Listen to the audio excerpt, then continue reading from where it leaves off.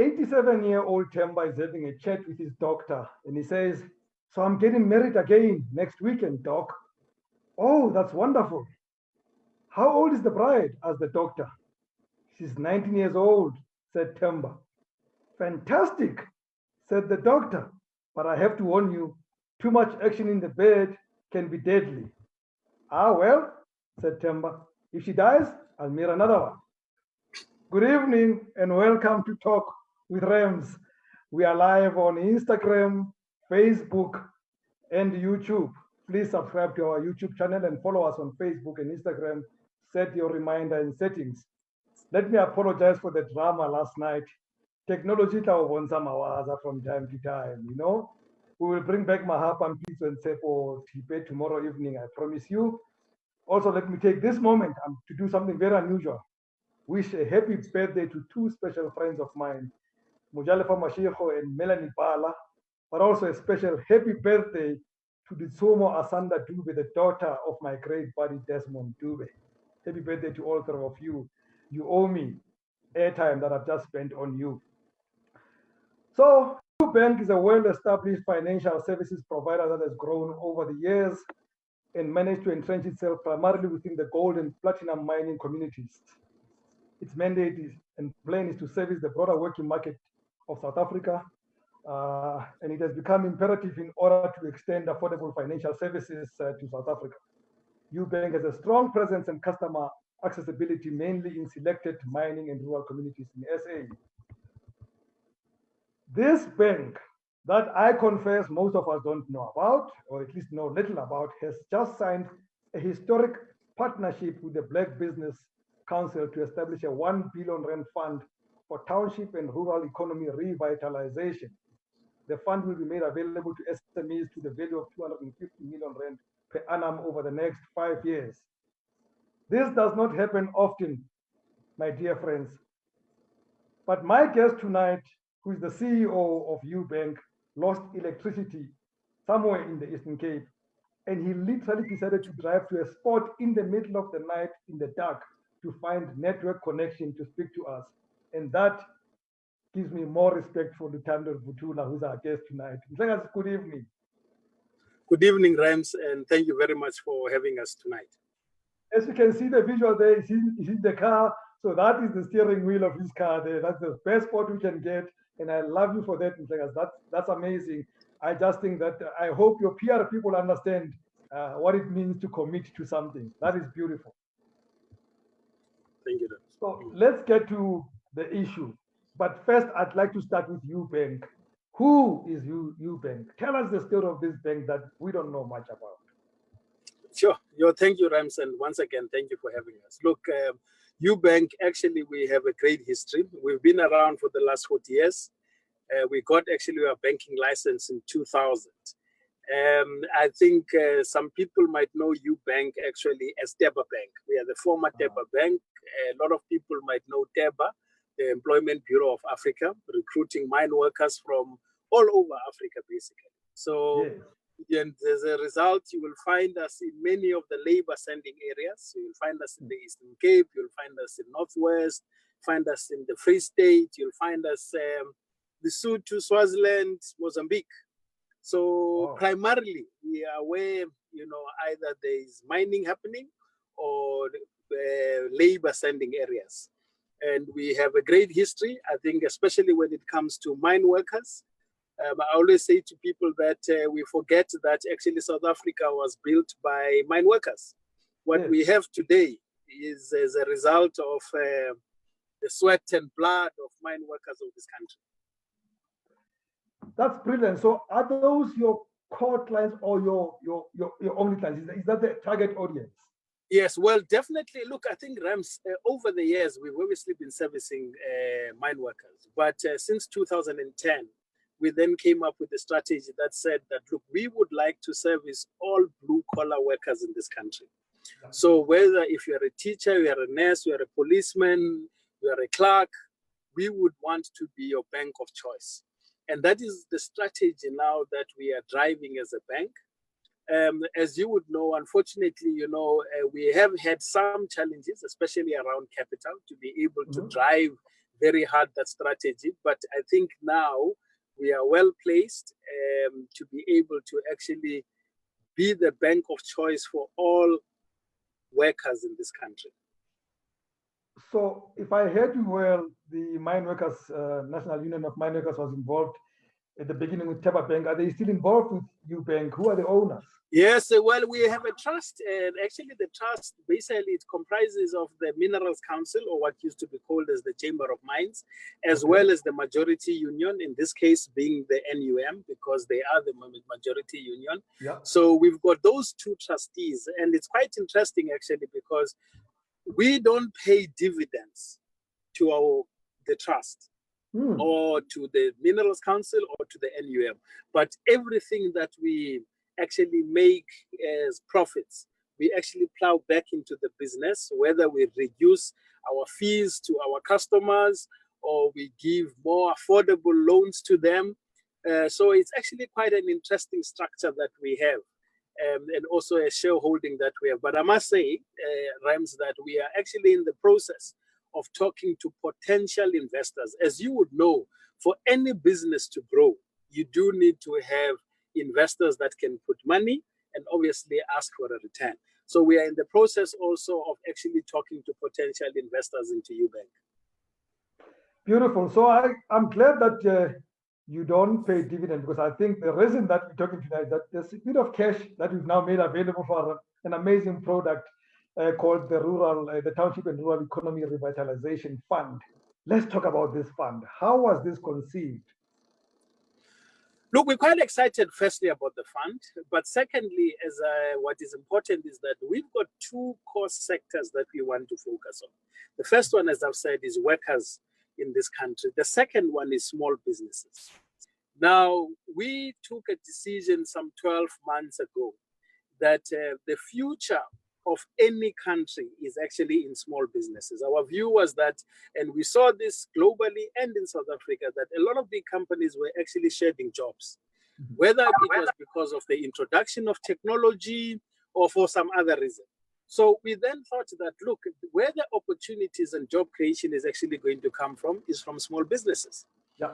And in the main, we thought that how do we then support the township economies, the rural economies, so that we can have more of the Black people participating in the economy, but more importantly, having access to finance. Yes. And therefore, we then said, let's focus on SMME. And then we then had a discussion with the Black Business Council, and there was a meeting of minds. I mean, they want to ensure that Black people are empowered in this country. We want to ensure that Black people have access to funding.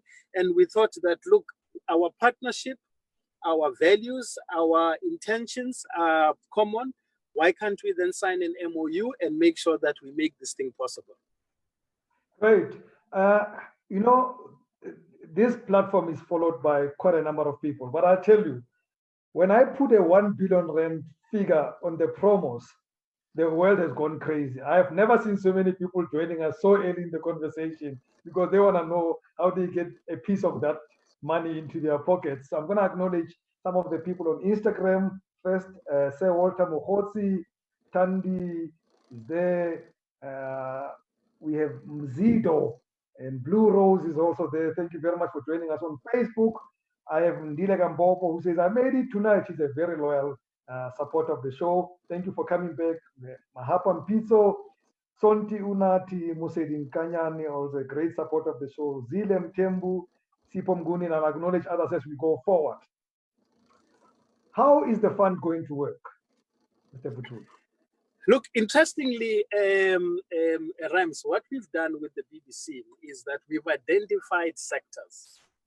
Now, ICT, for example, is one, agriculture, retail, and quite a few, where we then said, look, these are the focus areas that we need to, or rather sectors that we want to focus on.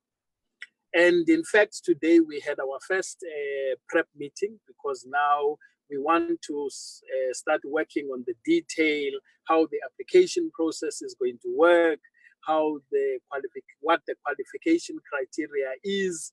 So we had our first meeting today, and we will be announcing soon. But I can tell you now that there's 3 methods that we're going to be using in terms of application. We will be encouraging people to apply online because it's easier. So there'll be a portal, there'll be a website where people can submit their applications. The second one is that where we have branches, we will encourage people to come to our branches so that we can assist them with the application process. The third one is that if you are a BBC member, there will be a dedicated desk that the BBC is going to set up, again, to assist its members so that they can be able to access the funding. The other thing, Rams, that is important is that you talk about the 1 billion, which is the 1 billion that we are making available as Ubank. But one thing I can assure you is that the BBC has also said, look, we want to match this rand for rand, and we will be talking to some of the key stakeholders to come and partner so that this fund is not just 1 billion, but it's 2, 3, or even 4 billion rand. So we really want to grow this because we believe there's a huge opportunity. COVID obviously is a huge challenge, I think, for all of us in the country, globally, but we are also saying the opportunity post-COVID is ensuring that as many people can start their businesses so that they can create jobs. So we're not looking only at established SMEs here, we're also going to be accommodating startups. Well, that's what we want to do. And these are the discussions now we are having with the BBC to say, what should be the product that we are making available in the townships? I mean, our view is that, I mean, and you would know this, that during the lockdown and even now during stage 4, you know, a lot of guys who run maybe a hairdresser or a tavern or you know, they are not open.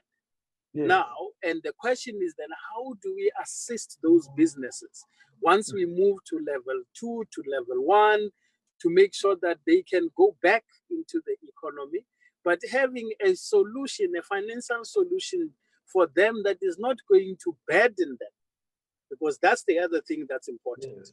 You know, we must have a solution that's not going to burden them at the beginning. They must ease into the stage 2 and stage 1, and then be able to make proper repayments into the future. How, and I know you're still working on detail, but how is this fund going to differ from other available products that government and other people have made available in this period?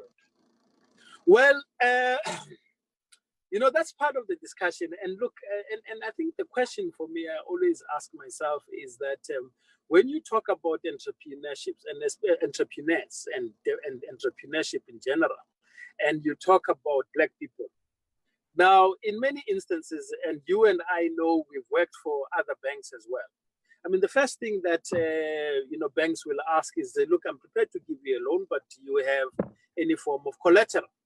Yeah. And then I think for me, what is important then is the innovation that then comes out of that, to say, when it comes to collateral, what other options or means can you look at, in particular for Black people? Because not all of us have got a property in Zimbabwe or in George or anywhere else that you can say, look, bank, take this in the meantime.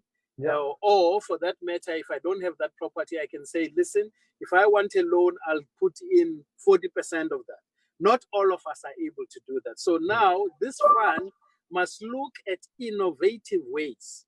I mean, for example, is that if I give you a loan, rather than looking at a property, maybe I can look at receivables, you know, that you will get as a result of me advancing that loan to you. Yes. Maybe that I can take that as collateral. I mean, I'm just saying the kind of innovation in terms of financial solutions, that's really what needs to differentiate us. And this is the discussion that we are having with BBC. And we had it this morning, and I know that they are very much supportive of innovative thinking when it comes to the solutions that we are going to be giving to entrepreneurs.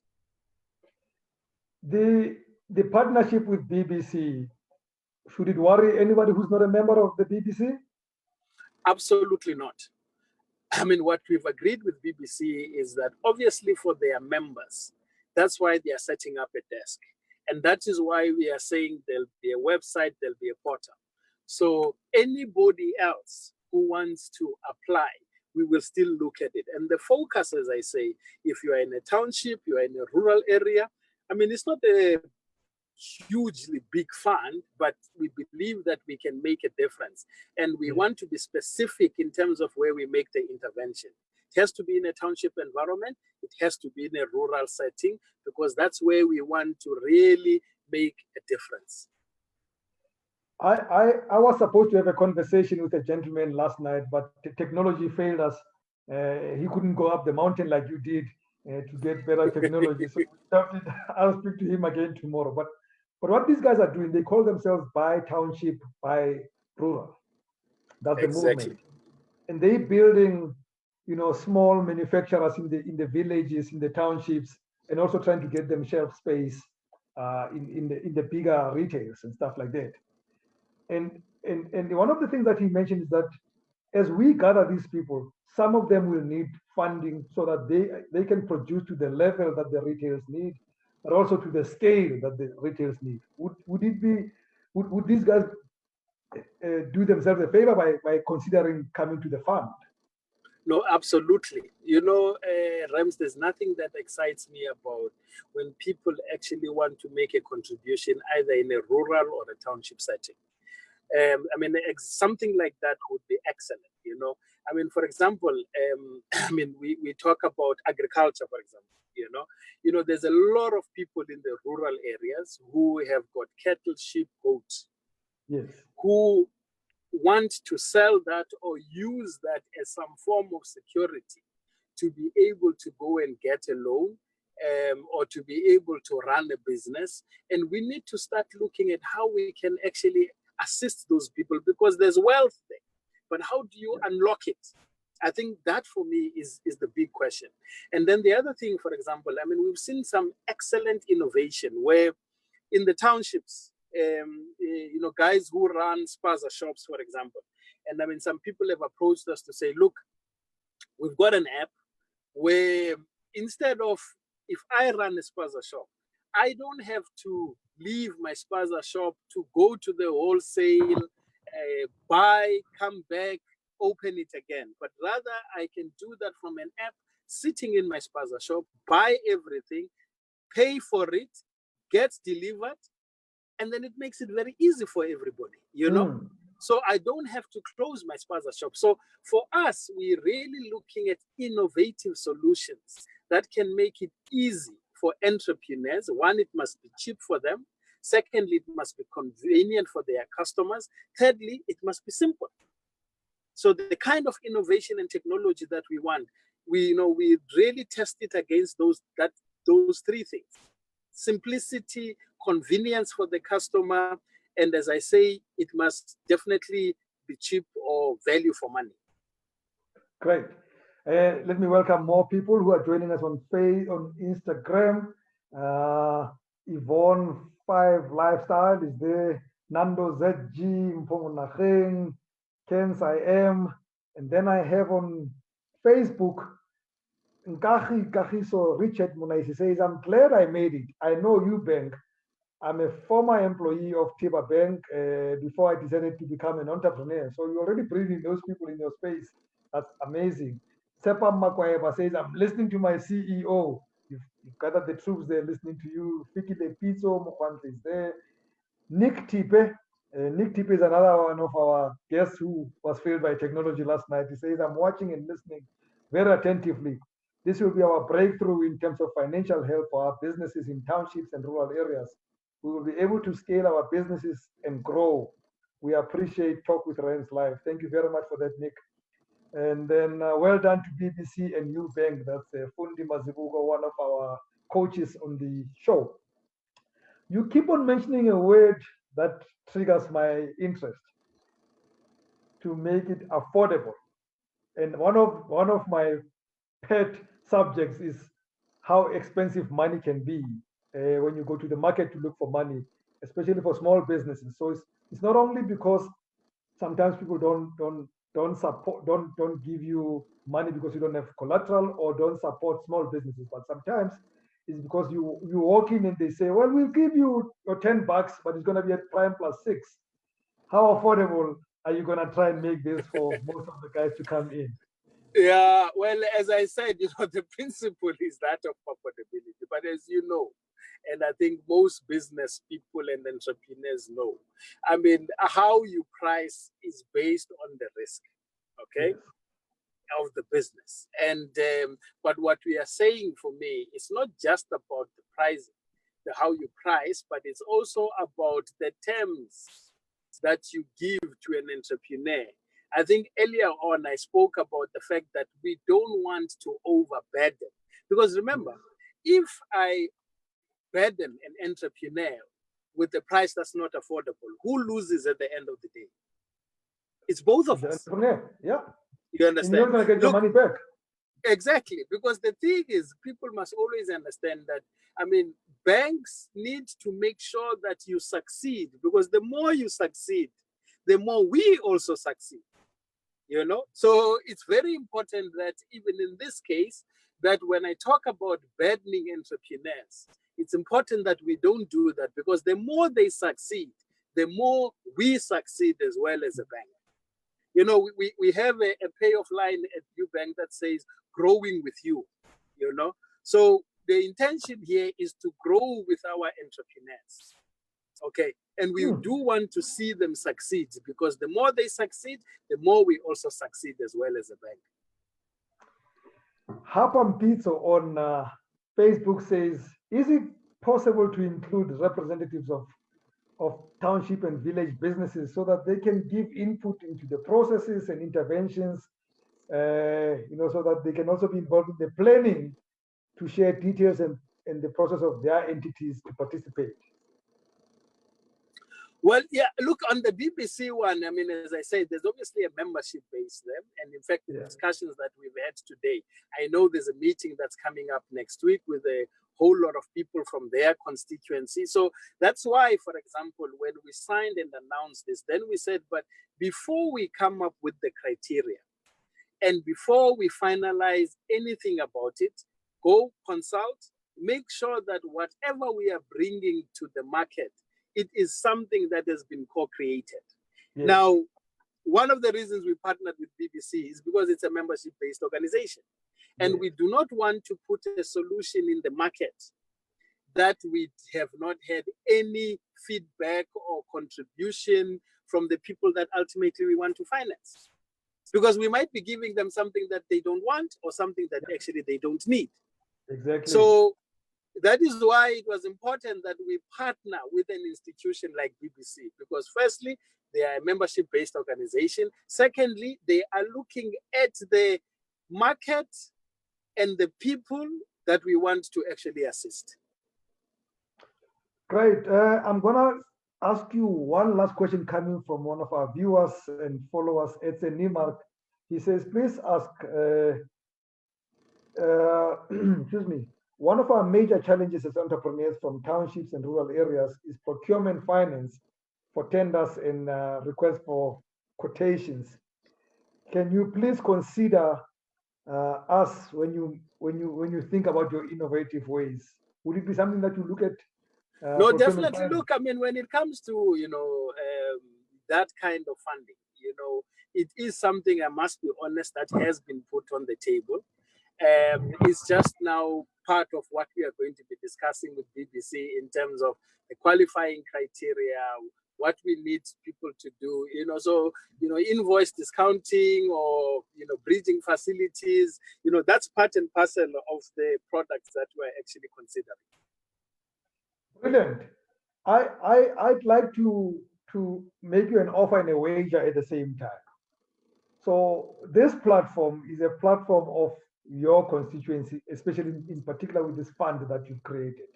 This platform is solely for SMMEs, followed by a small number of SMMEs, just about 40 to 45,000 of them. We're not claiming to be huge. So I want to make you an offer and a wager. That's a big number, Rams. That's a big number, Rams. But I So appreciate your humility there, but it's a big number, Rams. Thank you so If I much. can get all of them, that would be great. Just to Well, bank with us. I'm about to offer you all of them, and I'm saying I'd like for us to look at how we can use this platform as you roll out to reach more of these people, get the conversation going, and get SMEs to really get involved in the process. Because I think in this platform, we're going to find a lot of people that you need to be dealing with. Look, I mean, we would certainly welcome something like that, Rams, because remember, the other thing that is important is that this is the first fund that we are doing, but we want to have more partnerships. But in this kind of a forum, what is key and important is the feedback that we need to be getting from the entrepreneurs. Yeah. Because look, we're going to be making mistakes here, and we need to get honest feedback to say, but guys, this is what you had promised, but this is what we are getting. And forums like this will actually assist us to become better. So we will definitely take up that offer, Rams, but also to say, I mean, to the 45,000 plus people, that the honest feedback is also what we want, because that's what's going to make us successful. Well, I'll tell you what I would say to them on your behalf, which you did not say. We also want them to work hard so that they deserve this money, can pay it back, and then other people can benefit out of it. That's how it works. That goes without saying, Rams. That goes without saying, because that's what we want. That's why the more they succeed, the more money, they can pay back, then we can give it to more people. Exactly. I cannot thank you enough as Ubank and the BBC for coming up with this project. As you say, 1 billion rand is not a lot of money, but it is not a small amount of money, especially from a low base. So thank you to you. Do pass our gratitude to the directors of the bank and the trust of the bank. We hope you can grow even much more, so that next time we speak to you, you have found another 10 billion to throw into it, and we can grow this sector. Thank you so much, Mr. Luthando. Thank you very much, Rams, for having us, and really thank you for the offer, and we'll certainly take you up on that one. It's been wonderful having you here, and I know you're going to be driving safely down the mountain like Moses and be safe back home tonight. And thank to everybody else who joined us tonight, thank you so much. I will try to acknowledge all of you on the platform that we use. Tomorrow, we have Mahapan Piso back. Hopefully, he will also drive up some mountain if he loses his network. And we shall also have our quickie interview with Nick Tipe, 7:30 p.m. Thank you so much for everybody for joining us. I will also remind you, by the way, that on Friday we have Dr. T, as we always do. The show is 7:30 without change every evening. It's the best 30 minutes of airtime that you can ever use. Do not ever miss it. Subscribe to our YouTube page. Do follow us on Facebook and Instagram. From me, Rams Mabote, good night and God bless.